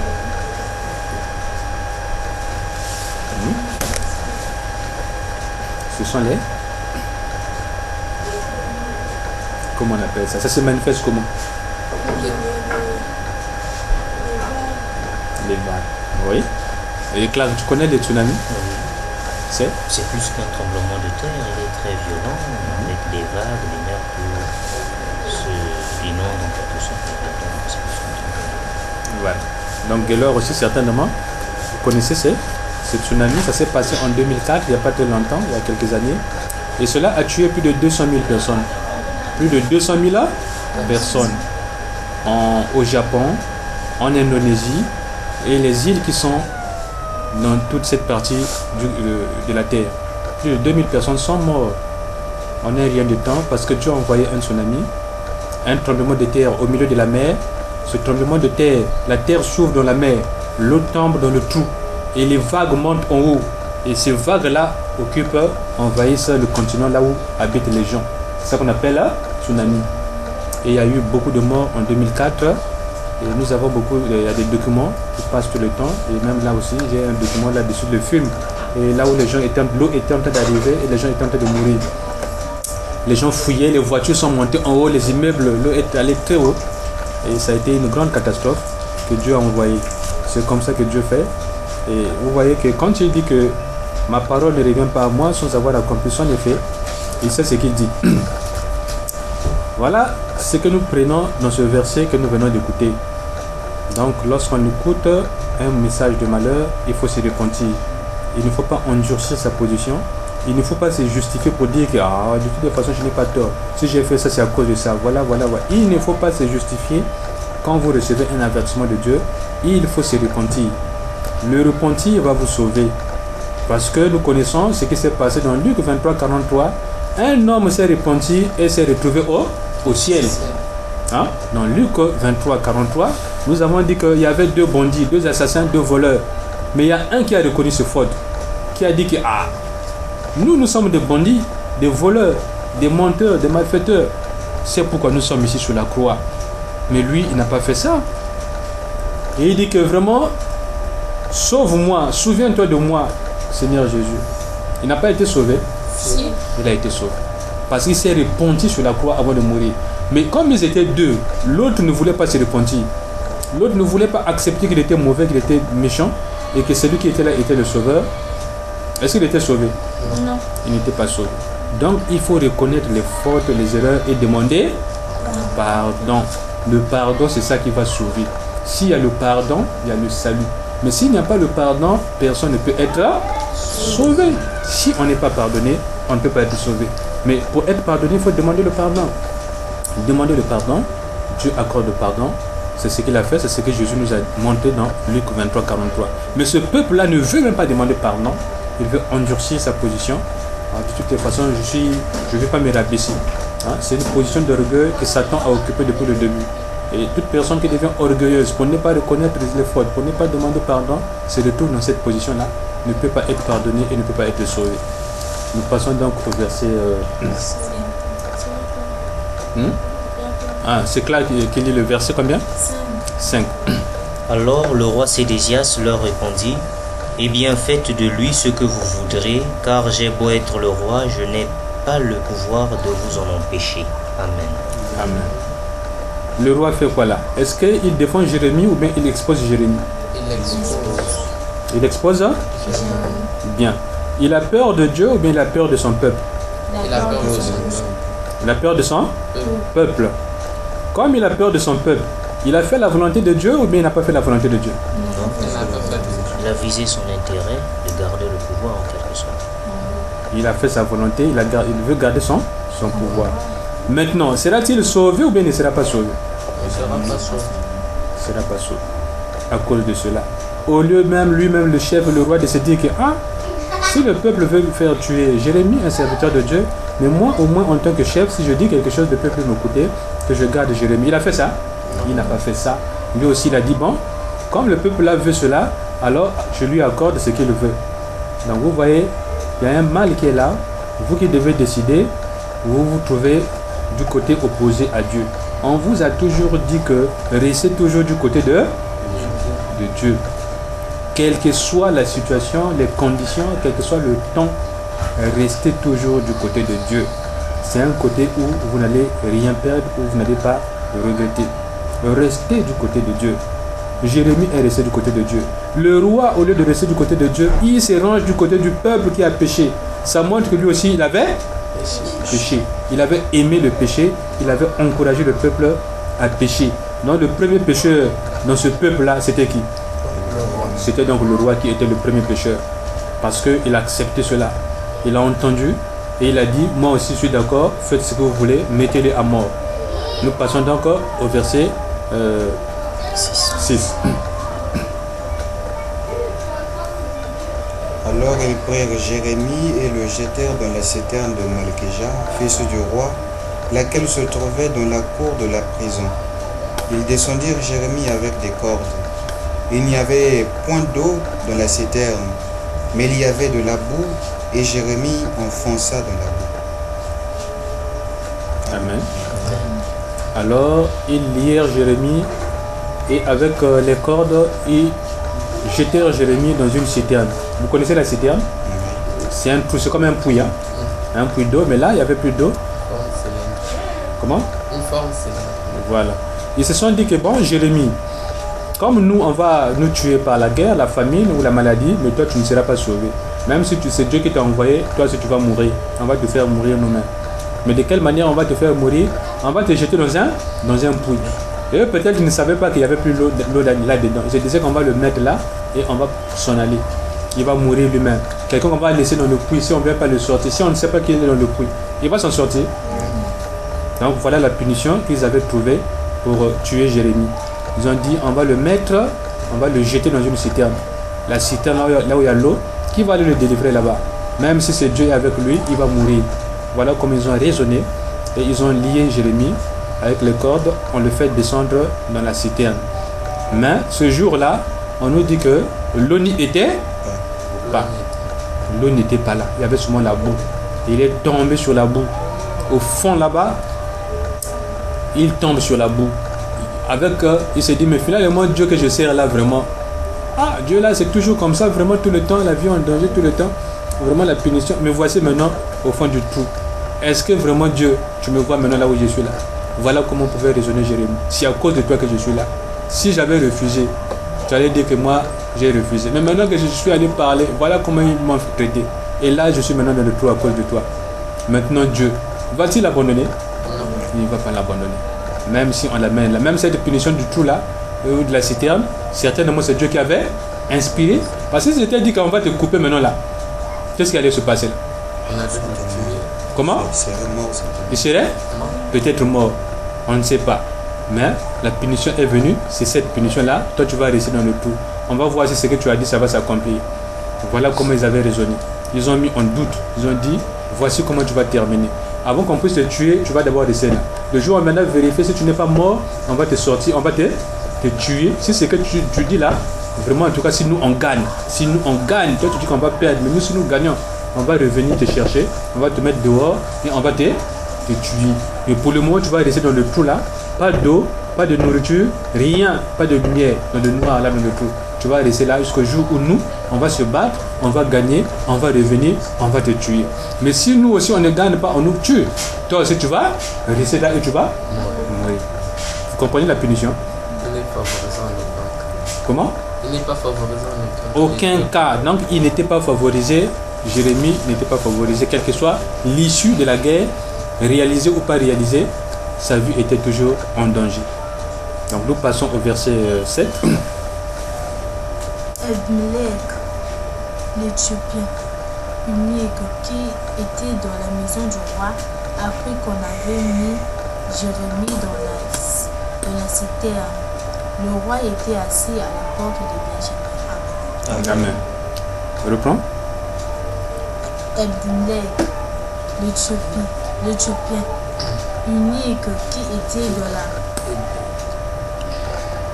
dans la maison du roi, après qu'on avait mis Jérémie dans la citerne. Le roi était assis à la porte de Benjamin. Amen. Nous avons parlé des témoins. Partout il y a des témoins. À ce niveau-là aussi, là où s'est décidé le sort de Jérémie, il y avait des témoins. Parmi les témoins visibles qui étaient là, il y avait un noir. Hein? Vous savez, en ce temps-là aussi, il y avait des Noirs. Et lorsqu'on parle d'Éthiopiens dans la Bible, il s'agit des Noirs. Celui qui avait porté la croix de Jésus, c'est... Vous le savez, non? Simon de Cyrène. Cyrène se trouve où? La ville de Cyrène se trouvait où? Hein? En Éthiopie. Hein? En Éthiopie. Voilà, à côté de l'Éthiopie. L'Éthiopie se trouve En Afrique. en Afrique. Les Éthiopiens, ce sont Des Africains. des Noirs. Vous comprenez? Ce sont des Africains, des Noirs. Donc celui qui avait porté la croix de Jésus, c'est un Africain. C'est Simon de Cyrène. Donc là aussi, il y a un Africain qui est là, qui se trouve là, et qui voit ce qui se passe là, qui est témoin qu'on prend Jérémie et on le met dans la cité. Il le regarde. Que va-t-il faire? Que va-t-il se passer? C'est ce que nous allons écouter dans la suite. Donc le verset, c'est combien? 8. Ebed-Melech sortit donc de la maison du roi et parla au roi en disant Amen. En disant Amen. Donc on ne peut pas s'arrêter là. On continue. Verset donc 9. Oh, mon Seigneur, ces hommes ont mal agi en traitant de la sorte Jérémie, le prophète, en le jetant dans la citerne. Il mourra de faim là où il est, car il n'y a plus de pain dans la ville. Amen. Vous voyez que cet Africain-là ne s'arrête pas là. Il continue et avec claque, nous allons écouter la suite pour clôturer aussi une fois pour toutes. Alors le roi donna cet ordre à Ebed-Melech, l'Éthiopien: emmène avec toi 30 hommes d'ici et fais sortir Jérémie de la citerne avant qu'il meure. Amen. Amen. Voici, le roi manifeste finalement un peu de la sympathie, mais c'est parce qu'on ne va pas terminer cette lecture, sinon que dans la suite, vous allez voir ce qui devait arriver. Hein? C'est ce que je vous ai dit, c'est ce qui devait arriver. Je vous l'ai déjà dit qu'on allait le mettre et attendre la réalisation de ce qui allait se passer par rapport à ce qu'il avait dit. Gagner ou pas gagner, au retour, on allait s'occuper de lui. Mais le roi avait manifesté de la sympathie et il a dit que Ebed, cet Éthiopien-là, certainement c'est Dieu qui l'avait suscité. S'il n'était pas là, le roi peut-être n'aurait pas vite su ce qui s'était passé pour Jérémie. Alors il a vu cet acte-là et il est allé raconter cela au roi Sédécias. Maintenant le roi, après avoir appris cela, c'est comme vous entendez qu'on vient vous dire que mais toi de temps en temps tu parles avec cette personne-là, non? Mais on a vu la personne avec qui tu parles de temps en temps, il est là-bas, on est en train de le taper. Toi-même si tu étais contre cette personne, le fait qu'on vient te donner cette nouvelle-là, tu vas faire quoi? Est-ce que tu vas dire bon, laissez-le qu'on le tape là-bas? Tu vas? Tu vas éprouver de la compassion. Tu vas montrer aux yeux de ceux qui sont venus te donner la nouvelle que tu aimes cette personne-là. Même si au fond tu n'aimes pas cette personne, mais tu vas quand même montrer par là que mais moi je ne dois pas montrer que je n'aime pas cette personne, mais je vais quand même faire un geste. Donc il dit bon, c'est comme ça. Mais alors que c'est lui qui a d'abord dit non, faites ce que vous voulez sur Jérémie. C'est pas lui qui avait dit ça. Alors, donc ça veut dire que maintenant ce qu'on veut, il n'est plus d'accord. Vous comprenez très bien que c'est Dieu qui est le maître de cette situation et qui tourne les événements de cette manière. Donc le roi qui était contre lui donne quand même cet ordre-là qui est très important pour la vie de Jérémie, que on puisse prendre des dispositions, qu'on puisse envoyer des gens là-bas afin de le sortir de la cité là où il était. Pour nous, ça signifie que c'est un signe. Est-ce que Jérémie, dans le trou là où il était, il savait que le roi a donné des ordres afin qu'on puisse venir le sortir? Non. Il ne le savait pas. Pour lui, il se disait seulement que certainement Dieu que je sais et qui m'a dit de dire ce que j'ai dit, et à cause de cela je me trouve ici. Vraiment, lui qui est juste, il ne va pas m'abandonner ici là. Mais Jérémie n'avait pas dans sa tête quel est le plan que Dieu allait utiliser afin de le sortir de là. Il s'était peut-être dit que mais Dieu, comment il peut faire que moi je sois maintenant dans le trou ici là? C'est là où se trouve maintenant le doute des enfants de Dieu. Les enfants de Dieu, comme commence une difficulté, qu'on commence une menace, qu'on commence un combat, ils ne veulent pas que ces choses-là arrivent, les enfants de Dieu. Ils veulent que tout le temps qu'ils sont en train de prier Dieu, que le malheur n'arrive pas, que la souffrance, la difficulté n'arrive pas. Jérémie est arrivé là, Pierre était arrivé là, Paul était arrivé là, Jésus était arrivé là. Et vous aussi, vous allez arriver là si vous n'êtes pas encore arrivé là. Sinon, ça va se revenir tout le temps dans votre vie. Et vous allez vous mettre dans le doute. Mais pourtant, j'ai prié Dieu. Et pourtant, j'ai demandé à Dieu. Mais pourquoi est-ce que je me trouve dans cette situation? Pourquoi ça n'a pas marché? Pourquoi Dieu m'a-t-il abandonné? Pourquoi est-ce que vraiment Dieu laisse les ennemis me taper? Pourquoi Dieu laisse que vraiment les gens là vraiment continuent de faire le mal? Pourquoi Dieu fait? Vous voyez que Jérémie aussi s'est mis dans cette situation. Ah, mais Dieu vraiment, mais comment il peut permettre à ces gens-là de m'arrêter, de me mettre les cordes et de me jeter dans le trou alors que j'ai fait seulement sa volonté? Comment il peut permettre que je souffre ici dans la boue? Il n'y a même pas rien à manger, il n'y a personne, il n'y a même pas la lumière. Et je suis seul dans la boue. Il y a les moustiques. Ici, là. Oh. Il m'a donc abandonné Dieu. Donc finalement, je vais mourir. Qu'est-ce que je vais devenir? Il s'est posé beaucoup de questions. Il s'est dit, mais finalement, donc, ces gens-là, ils vont donc faire ce qu'ils ont dit. Puisqu'ils sont arrivés déjà me mettre dans le trou, ils ont dit que je vais mourir. Donc finalement, je vais mourir. Il a eu maintenant peur de la mort, Jérémie, là où il était là. Il a dit, mais finalement, donc, je vais mourir. Dieu donc va permettre cela vraiment. Oh, pour Dieu, c'est un test pour voir jusqu'où va votre foi. La foi doit être éprouvée. Si votre foi n'est pas éprouvée, attendez-vous à ce qu'elle soit éprouvée par une difficulté, par un combat, par des menaces, par des manquements, par des situations difficiles. Et vous allez dire, mais pourtant, moi aussi je prie, pourtant je vais à la prière, pourtant je cherche Dieu, pourtant. Mais pourquoi Dieu a-t-il permis que ceci arrive? Est-ce que Dieu réellement, vous allez vous mettre dans les doutes? Si vous vous mettez dans les doutes, Dieu est en train de voir vos pensées. Ce que vous allez penser dans le cœur dans ces instants-là, que va-t-il faire? Il va voir et lire vos pensées. Maintenant, qu'est-ce qu'il est en train de penser? Qu'est-ce qu'il est en train de dire? Nous avons lu ici Job 14. Job 14 a fait quoi? Job aussi est arrivé dans cette situation. Qu'est-ce qu'il a fait? Il s'est plaigné aux yeux de Job a maudit le jour de ça. Il a évité de maudire sa mère et Dieu. Donc il a évité de parler contre Dieu qui était responsable de ce malheur. C'est ça, les enfants de Dieu. L'enfant de Dieu, Jésus aussi est arrivé là. Donc vous aussi, vous devez vous attendre. Si cela n'arrive pas, ça va arriver. Si réellement vous êtes enfant de Dieu, vous marchez derrière Jésus-Christ, cela va arriver. Sinon que cela va arriver tout le temps. Selon ce qui est écrit dans le psaume 34, le malheur atteint souvent le juste, mais l'Éternel l'en délivre toujours. C'est ça la différence. Vous serez attaqué, vous serez malade, vous allez manquer de quelque chose, vous allez souffrir, soit dans les rêves, les menaces, soit d'une manière ou d'une autre. Et cela va arriver. Mais sachez que vous devez persévérer parce que Dieu est toujours avec vous. Dieu est toujours avec vous. Si Dieu ne fait pas cela, mais comment vous allez mesurer la puissance de Dieu? Pour connaître la puissance de Dieu, il faut quoi? Il faut qu'il intervienne. La bonté de Dieu, il faut voir qu'il est intervenu, qu'il vous a sauvé, qu'il vous a aidé, vous vous êtes sorti de la situation là où vous étiez. C'est là que vous allez reconnaître que Dieu est bon, que Dieu nous a sauvés, que Dieu m'a sorti de là où j'étais. Donc voilà, Jérémie aussi se trouve dans cette situation.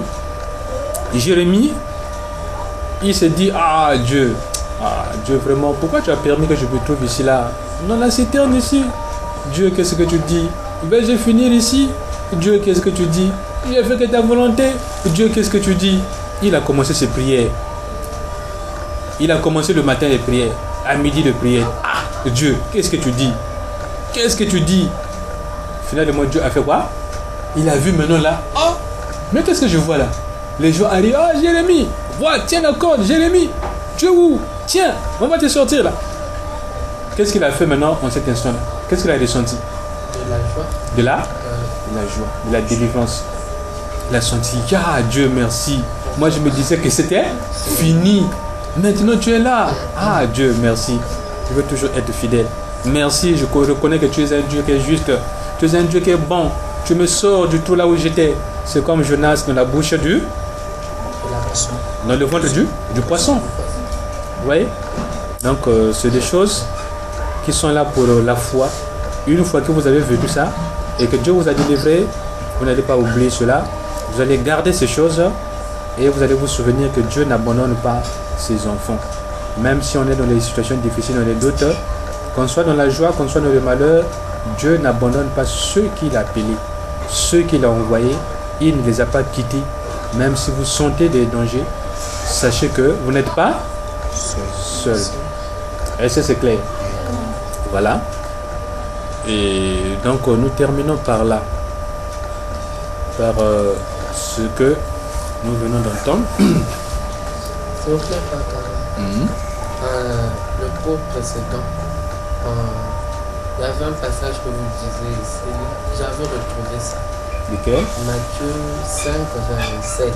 Matthieu 5, 27. Vous avez entendu qu'il a été dit, tu ne dois pas commettre d'adultère. Mais moi je vous dis que tout homme qui continue à regarder une femme de manière à éprouver une passion pour elle a déjà commis l'adultère avec elle dans son cœur.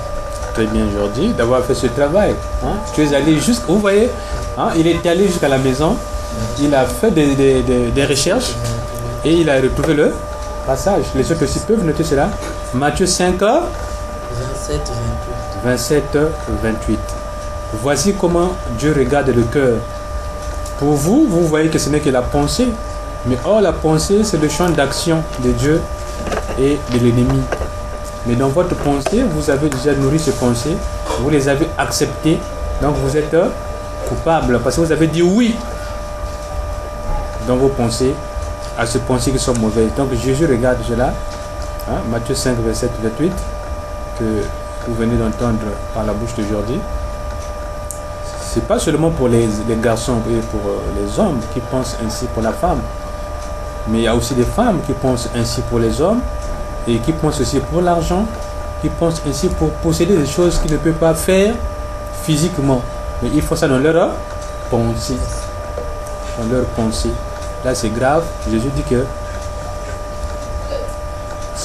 si vous avez commis cela, vous avez commis un péché. Et cela aussi, j'ajoute aussi ce verset aussi qui va dans le même sens avec ce que Jordi vient de dire. Nous avons 1 Samuel chapitre 16. 1 Samuel chapitre 16, verset 7. Nous allons aussi écouter que Dieu regarde la pensée, c'est-à-dire il regarde le cœur. Vous regardez ce qui frappe à vos yeux. Hein? Dieu, lui, il regarde les pensées des gens. Ça rejoint ce que Jordi vient de dire. 1 Samuel 16, 7. Et retrouver ça, on va lire ça et on va clôturer. Une prière pour vous rappeler, parce qu'il faut que cela soit rappelé tout le temps. Sinon, vous allez oublier. Maintenant, si Jordi n'avait pas rappelé ça aujourd'hui, par exemple, maintenant. Mais le Seigneur lui dit, ne te laisse pas impressionner par sa mine et sa taille imposante, car je ne l'ai pas choisi. Je ne juge pas de la même manière que les hommes. Les hommes s'arrêtent aux apparences, mais moi je vois jusqu'au fond du cœur. Moi je vois jusqu'au fond du... Le fond du cœur c'est quoi? Les pensées. Donc ce que a dit Jésus et ce que a dit Dieu, c'est la même chose. Ils sont du même côté. Ils nous disent que faites très attention à vos pensées. La pensée que vous avez là, ou les pensées que vous avez, faites très attention. Assainissez vos pensées, rendez pures vos pensées, remettez vos pensées entre les mains de Dieu, éclairez vos pensées, afin que vous ne soyez point jugés, même au niveau de la pensée. Car Dieu regarde les pensées. Il a refusé les 7 frères les 7 frères qu'on appelle de David. Alors nous devons revenir aussi sur ça, puisque nous avons dit que David, son père c'est Isaïe. Hein? C'est Isaïe. Isaïe. Son père. Le père de David s'appelle Isaïe. Vous lisez Matthieu chapitre 1, c'est bien écrit. Le père de David, c'est Isaïe. Matthieu chapitre 1. Généalogie de Jésus-Christ, fils de David, fils d'Abraham. Abraham engendra Isaac, Isaac engendra Jacob, Jacob engendra Judas et ses frères. Judas engendra de Tamar, Pharès et Zara. Pharès engendra Esrom, Esrom engendra Aram ou Aram. Aram engendra Aminadab, Aminadab engendra Nasson, Nasson engendra Salmon, Salmon engendra Boaz de Rahab, Boaz engendra Obed de Ruth, Obed engendra Isaïe, Isaïe engendra David, le roi David engendra. Qui est donc le père de David? Isaïe. Mais celui dont on parle là, c'est pas son Bien, père. nous revenons aussi toujours dans 1 Samuel 16 là aussi, c'est toujours Isaïe. Vous arrivez à partir de verset 5, 6. Hein, vous voyez que Dieu dit très bien que va chez Isaïe. Hein, Isaïe. Donc Jessé, on ne va pas aborder ça ici. Si c'est peut-être un autre nom qu'on a donné à Isaïe, vous savez qu'en ce temps-là, les gens, quand nous prenons par exemple Nebuchadnezzar et Nabucodonosor, vous comprenez cela? Donc quelqu'un pouvait être appelé par un nom ou par un autre. Mais ici, la Bible souligne très bien que le père de David s'appelle Isaïe. C'est clair, non? Ouais.